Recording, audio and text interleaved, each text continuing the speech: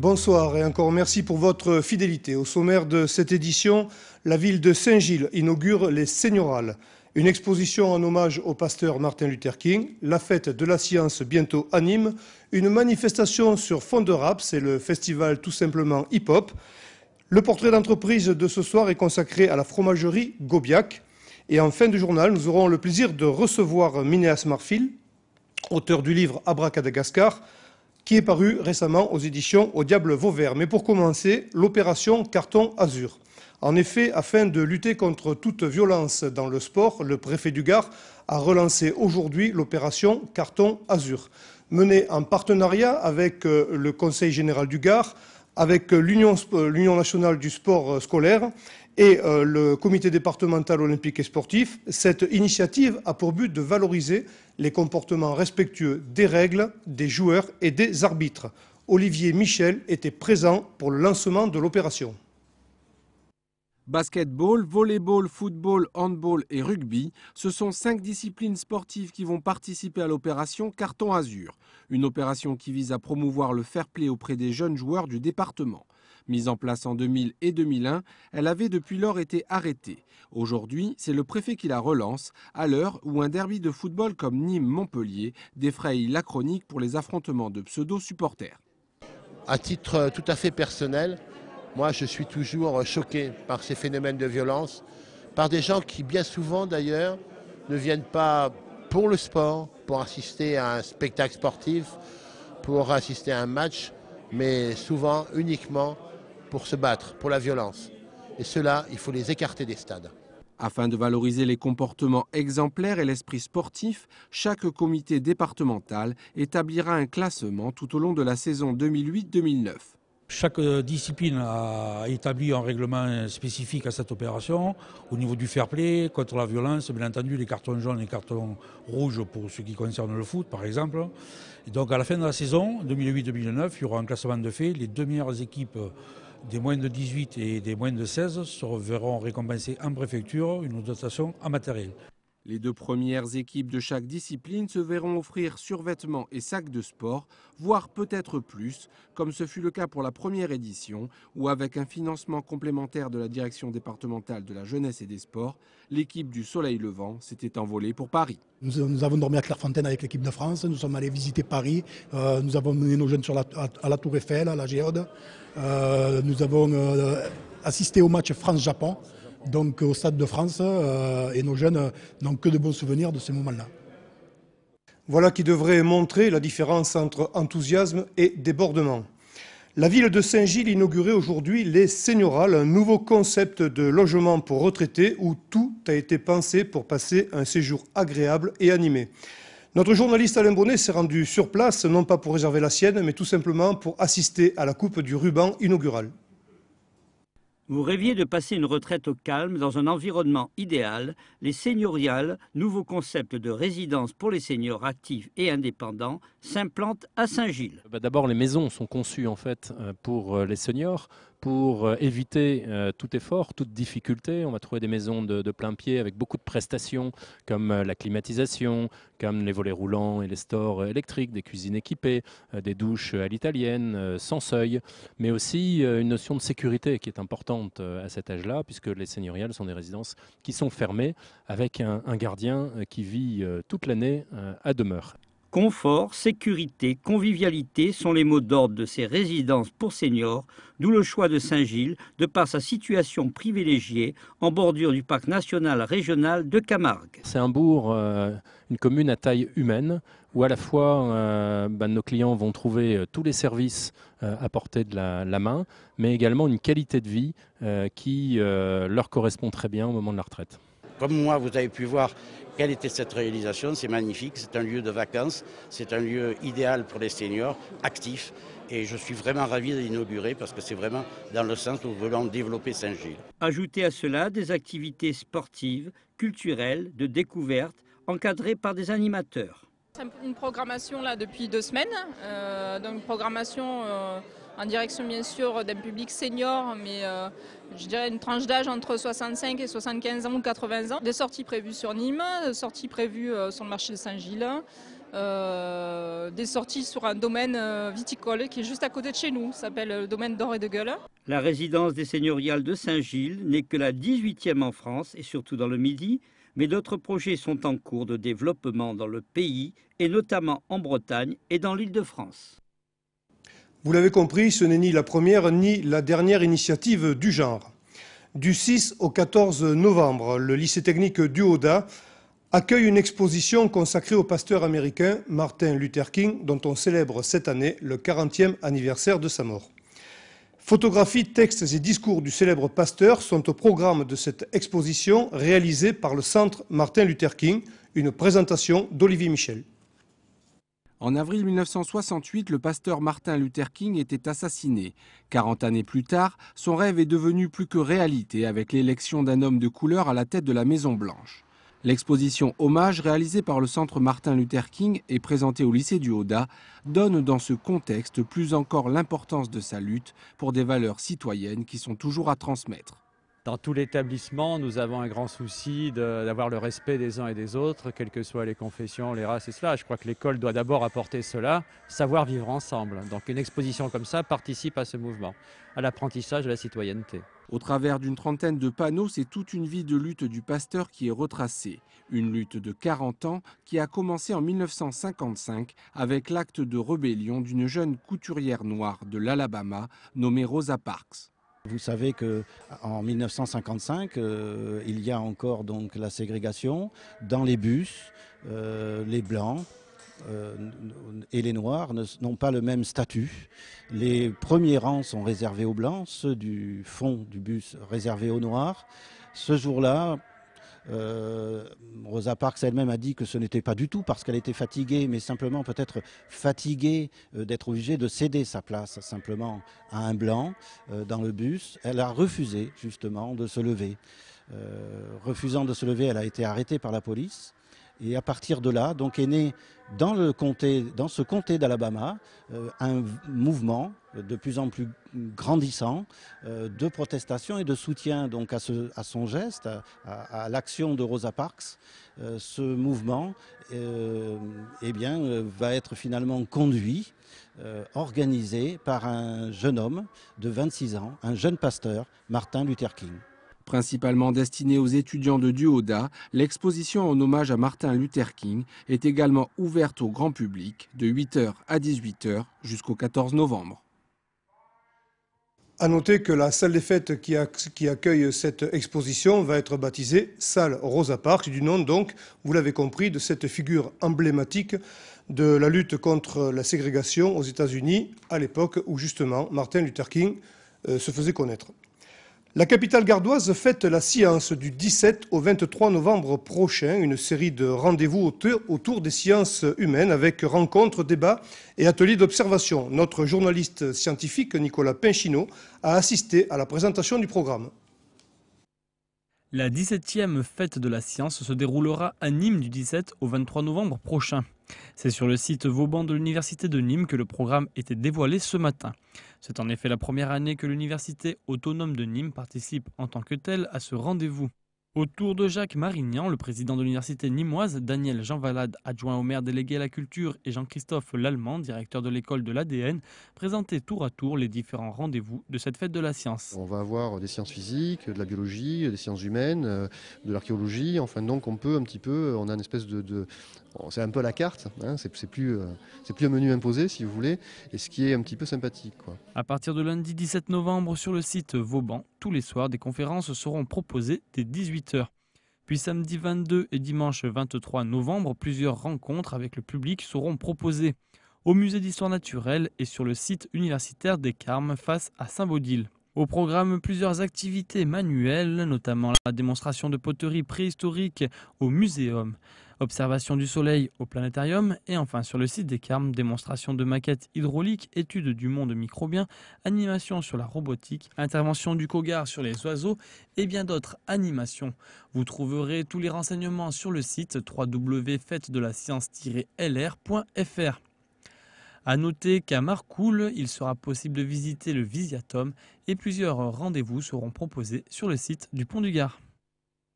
Suite du festival tout simplement hip-hop avec un nouveau concert ce soir au Mistinguett, où la preuve, si besoin était, que le rap s'est imposé comme une culture à part entière et une forme d'expression artistique très prisée par le jeune public.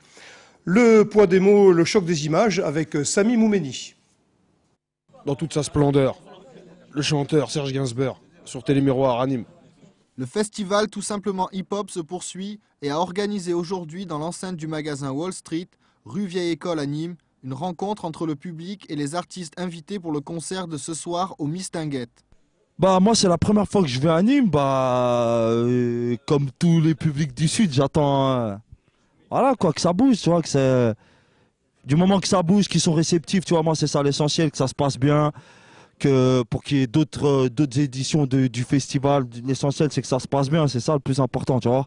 L'occasion pour les rappeurs Nesbill, Kalash Lafro et Al Capote de faire mieux connaissance avec leur public et plus particulièrement leurs fans nîmois. Tous mes Nîmois, toutes mes Nîmoises, venez ce soir à la salle, Mistinguett. On va passer un bon moment ensemble sur scène, ça va être violent, ça va rapper. Il y aura des groupes locaux, des groupes non locaux, mais ça va être mortel ce soir. Les fondateurs de l'association Dastorm ont regroupé pour l'édition 2008 de leur festival des grands noms du rap français venus défendre pour l'occasion leur projet. Roi sans couronne, c'est mon deuxième album solo. Et voilà, on est là, on le défend à droite à gauche, on va à Marseille, on le défend, on va à Nîmes, on le défend. On est là. Le concert de ce soir sera l'opportunité pour des groupes nîmois d'assurer les premières parties de ces artistes déjà reconnus sur l'Hexagone. On fait la première partie en fait, avant Sola. Sola c'est un artiste de Nîmes aussi. Le rap nîmois, ouais, je pense que doucement il est en train d'évoluer, avec notamment des mecs comme Verbal, tout ça, Trilla, ils sont en train de faire évoluer un peu tout ça au niveau des structures, des festivals, un peu plus de concerts. Tout simplement hip-hop vous donne également rendez-vous demain soir au Boston pour une soirée consacrée au groupe new-yorkais Wu-Tang et samedi pour une battle de danse au Mistinguett. Même absorber avec modération, résumer un bon vin à de l'alcool serait dommage. Eh bien c'est pareil pour le fromage, notamment lorsqu'il s'agit de Pélardon et surtout quand celui-ci bénéficie du label AOC. Nicolas Pinchino nous propose un nouveau portrait d'entreprise et nous emmène au cœur de la fromagerie Gaubiac. Télémiroir avec Carré Gagnant, les atouts maîtres de Nîmes Métropole pour entreprendre, vous présente ce programme.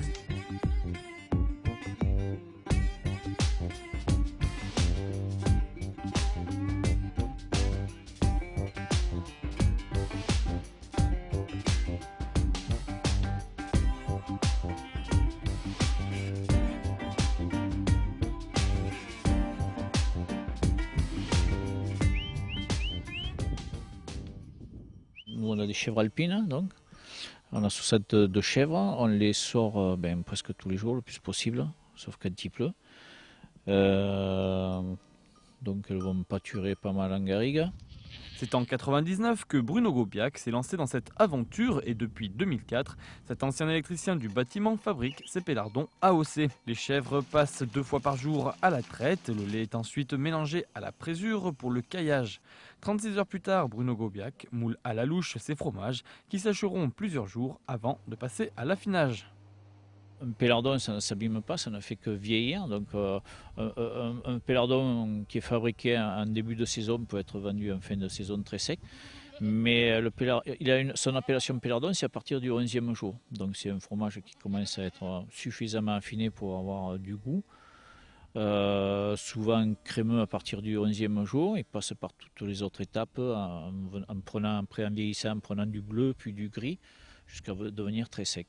Au bout de la chaîne de fabrication, Bruno Gaubiac propose ses fromages à la vente directe. Le bouche à oreille et le réseau Bienvenue à la ferme lui ont permis de fidéliser sa clientèle. En venant directement à la ferme, ils obtiennent directement le prix du producteur. Il y a aussi un gage de qualité, oui, parce qu'on est tous engagés. Bon, moi je suis en plus en agriculture biologique, on est tous engagés dans des démarches où il y a des contrôles qui sont faits. En plus, ils voient l'exploitation où est fabriqué le produit avec tout l'environnement.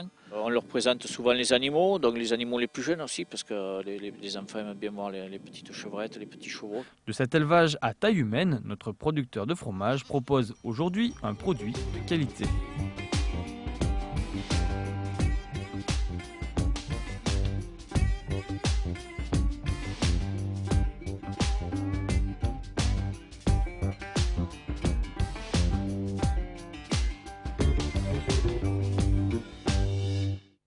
Télémiroir avec Carré Gagnant, les atouts-maîtres de Nîmes Métropole pour entreprendre vous ont présenté ce programme.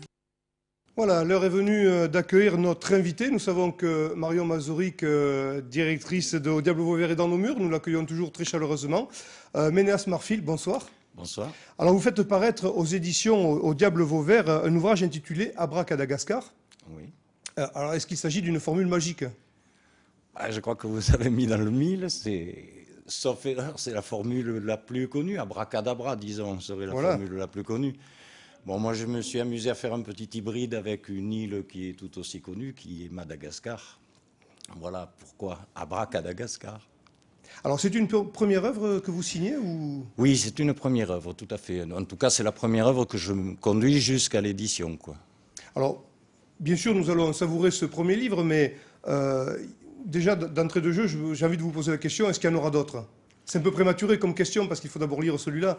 Mais est-ce que, puisqu'il est marqué tome 1, alors on s'interroge, on se pose la question. Oui, je crois que ça dit tout. Tome 1, oui, effectivement. Bon, c'était une histoire un peu longue qui est déjà en 3 tomes, donc on sait qu'il y en a 2 à venir, hein, pour clore cette histoire des lunes de Pandore. Abracadagascar, c'est le titre du premier. Voilà. Oui. Et bon, la suite, je pense que le tome 2 est annoncé déjà à peu près pour le mois de février prochain. Donc ça va aller très vite alors. Oui. C'est à l'allure d'un manga bientôt, ça sort à l'allure d'un manga. Du moins, on l'espère. Bon, d'accord. J'ai parcouru quelques phrases parce que j'ai vraiment pas eu le temps de le lire. Qu'est-ce qui vous a motivé pour écrire, je dirais plutôt pour un public assez jeune, quoi, adolescent qu'est-ce qui vous a motivé pour vous adresser aux ados ou aux jeunes? Je crois qu'en premier lieu, il y a mon goût personnel déjà du fantastique et du merveilleux. Je crois qu'il est né précisément dans ces âges-là, de l'adolescence ou de la préadolescence. Et bon, aujourd'hui, il semblerait qu'il y ait quand même un regain dans ce domaine du fantastique. Et j'ai eu envie de m'y inscrire parce que je trouvais qu'il y avait des univers qui étaient rarement représentés dans le fantastique actuel. On est toujours plutôt dans des châteaux, dans des histoires de sorcières, d'épées. Bon. Moi, j'avais la chance d'être dans un environnement tout à fait autre, mais que je trouvais aussi merveilleux et aussi fantastique, qui sont là, en l'occurrence, plutôt l'océan Indien, l'Afrique, les jungles, donc plutôt la nature que les murs. Et oui, à partir de ça, je pense qu'on pouvait bâtir tout autant. Alors c'est une œuvre qui est née quand dans votre esprit la première fois que la fée littérature s'est penchée vers vous et vous a dit allez, vas-y, entame cette œuvre. Il y a longtemps il y a 3 ans. Il y a 3 ans, j'ai commencé à écrire l'histoire. Bon, voilà. Je suis encore en train de l'écrire parce que bon, je pense que c'est un peu difficile à partir du moment où on a lancé des héros. Je crois qu'il y a toujours une partie où ce sont eux qui vous entraînent après. Donc je ne maîtrise pas forcément la suite puisque j'ai envie que ça reste aussi de l'aventure. Alors cette œuvre, vous l'avez certainement parcourue des yeux. Oui. Pas de regret pour vous, vous avez signé la fin du premier tome, il est terminé. Il est trop tard pour revenir dessus, mais vous n'êtes pas du genre à vous dire bon allez, j'aurais bien aimé faire ça plutôt que ça, non? Vous l'avez... Non, à part dans un souci extrême de perfection, on reprendrait toujours ce qu'on a fait, mais non, je crois qu'il faut que ça avance. Je n'ai pas de regret du tout. Je pense que c'est une belle aventure et il faut qu'elle continue comme ça, quoi. Vous écrivez sur des grands espaces, ou des fois en jungle, on n'est pas dans des grands espaces, mais vous écrivez sur des espaces par rapport à des espaces naturels. Quand vous écrivez vous-même, vous écrivez comment? Vous avez fenêtres grandes ouvertes, ou alors vous fermez tout, vous vous coucounez. Comment est Ménéas Marfil quand il écrit? Comment ça se passe? Non, pour tout vous dire, justement, l'écriture de ce tome a commencé au bord d'un lagon, sur une terrasse, dans des conditions, somme toute, sous les tropiques, donc des conditions assez idéales. J'avais sous les yeux ce que je n'avais plus qu'à écrire, en partie du moins. Alors, est-ce que Madagascar, c'est une île où vous êtes allé souvent, que vous affectionnez particulièrement? Oui. Le choix de Madagascar est délibéré. Oui, c'est délibéré depuis un certain nombre d'années déjà. Disons que j'ai la chance de pouvoir y résider une grande partie de l'année. Et que, au fil de nombreux voyages, j'ai trouvé que cette île était quand même un peu plus fantastique que d'autres, ne serait-ce que pour déjà son isolement dans l'océan Indien. Et puis pour son extrême pacifisme, c'est un pays très très calme. À ma connaissance, il n'y a jamais eu de guerre dans l'océan Indien. C'est peut-être la seule partie de la planète qui ait été préservée jusqu'à ce jour. Alors c'est donc vous qui aurez ouvert la porte du créneau jeune aux éditions Au Diable Vauvert, si tant est que je connaisse un petit peu le catalogue. C'est une première, je pense aussi pour l'édition Au Diable Vauvert, la signature de ce livre. Voilà, c'est une première, c'est une grande confiance, je trouve, de la part de Marion Mazory vis-à-vis de moi. Bon, ceci dit, c'est une première dans la collection jeunesse, précisément. Bon, oui. Parce que, si vous avez vu un peu le catalogue, déjà les éditions du Diable Vauvert sont déjà bien dans le fantastique, avec des auteurs comme Bordage ou comme Heyerdahl. C'est déjà un secteur qu'ils ont exploré, un peu plus pour adultes. Maintenant, il était temps d'ouvrir aussi une collection aux plus jeunes. Et comment s'est passé votre contact justement avec la directrice d'édition de Au Diable Vauvert, qui n'est pas loin, mais on parle qu'entre nous. Vous pouvez nous raconter un petit peu comment le contact a été pris, comment ça s'est passé? Elle a été de suite partante pour cette aventure? Dans les secrets de l'édition, je ne sais pas. Mais il s'est passé quand même quelque chose, oui, d'assez extraordinaire. C'est qu'à l'occasion d'un voyage que Marion Mazory faisait sur Madagascar en famille, ça tombait très bien. Je me trouvais là-bas à ce moment-là. On s'est donné rendez-vous et on a commencé à parler un peu plus sérieusement de savoir jusqu'où on pourrait aller par rapport à ce livre. Alors, sans trahir de secret, quel est le canevas de cette œuvre au centre de laquelle se trouve le jeune Épiphane? Il faut réserver le plaisir de la lecture. Mais... Oui, on va réserver quand même un maximum de découvertes. Bon, on peut... J'aimerais plutôt insister sur le fait que c'est d'abord un livre d'aventure, c'est-à-dire le canevas, il va être le suivant, c'est-à-dire on va changer régulièrement d'espace, de lieu, parfois aussi de personnage. Tout ça à travers un personnage principal qui s'appelle Épiphane, qui est un jeune qui a une quinzaine d'années, qui a été élevé dans un orphelinat. Il n'a pas connu ses parents, on lui a toujours dit que sa mère était morte, son père, il n'en sait rien, et c'est en se décidant à vouloir découvrir cette vérité, est-ce que son père existe encore ou pas, qu'il va quitter la petite île sur laquelle il se trouve pour une plus grande. Et en cours de route, il va rencontrer des gens qui vont lui faire découvrir qu'il est porteur d'un certain nombre de pouvoirs, une forme de magie qu'on a apparemment tous en nous, mais qu'il faut réussir à exploiter. Et donc il va se diriger vers une école, puisque ça nécessite aussi une formation. Et voilà, bon, on va les laisser aller jusqu'à l'école, et après, je pense qu'il faut laisser la surprise au lecteur. Alors, merci d'avoir honoré ce créneau du fantastique. Ça nous manque beaucoup, tous médias confondus, le fantastique, c'est vrai que ça nous manque un peu. Les grands espaces, oui. etc. On se rappelle des films de pirates et tout qui nous amenaient prendre un bol d'air. En ce moment, ça manque un peu, tous médias confondus. Donc merci d'avoir écrit ce livre, Abracadagascar. Donc Ménéas Marfil, c'est aux éditions Au Diable Vauvert. Voilà, donc bonne... Alors, est-ce qu'il va être signé ce livre à Nîmes, par exemple? Est-ce qu'il y a quelque chose de prévu? Sur Nîmes, je ne sais pas exactement. Il y a quelque chose de prévu samedi prochain, dans 2 jours, à Montpellier, en revanche, à la librairie Sorams. Et c'est la date Samedi 8, ce samedi-là. Samedi 8 novembre. À la librairie Sorams. Voilà. Merci Ménéas Marfil. Merci beaucoup de m'avoir accueilli. Cette édition est terminée, mais je ne vous quitterai pas sans vous citer la composition du groupe qui va jouer ce soir au sein du Nîmes Olympique. Il y a Cissé, Roumégous, Poulain, Sankaré, Besnard, Zarabi, Mostefa, Maisonneuve, Martin, Québé, Malm, Croupi, Bayot, et on note aussi le retour d'Éric Sabin. Dans quelques instants, Croco Hebdo Plus. Alors, vos remarques seront les bienvenues à crocohebdo@telemiroir.com, crocohebdo@telemiroir.com. Pour la suite du programme, donc, après Croco Hebdo Plus, Noir et Blanc, autour de 21h, présenté toujours par Patrick Mallet, avec comme invité principal Loïc Ozol, suivi de l'intégrale d'une course camarguaise. Il s'agit de la finale du Trophée de l'Avenir. Cette édition est terminée. Merci de nous être fidèles, restez en notre compagnie et à bientôt. Au revoir.